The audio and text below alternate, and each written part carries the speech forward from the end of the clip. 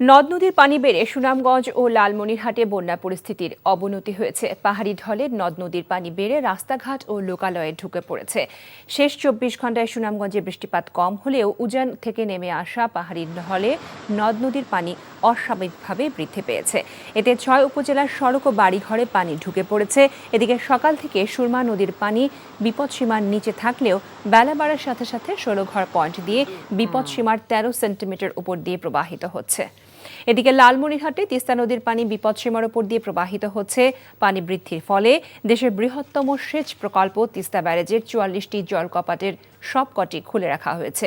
পানি উন্নয়ন বোর্ড জানায়, নদীটির উজানে থাকা ভারতের বিভিন্ন এলাকায় প্রবল বৃষ্টিপাত হচ্ছে। এতে তিস্তার পানি বৃদ্ধি পেয়েছে। এর ফলে নদী তীরবর্তী নিম্নাঞ্চল প্লাবিত হয়েছে।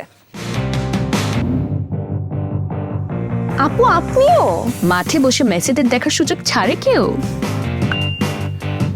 দেখা হবে মাঠে। পেমেন্টের উন্মাদনা এখন বিকাশে। সর্বোচ্চ পেমেন্টে পেয়ে যান ভ্রমণ খরচ সহ আর্জেন্টিনার ম্যাচ টিকিট, সাথে ক্যাশব্যাক আর ডিসকাউন্ট কুপন।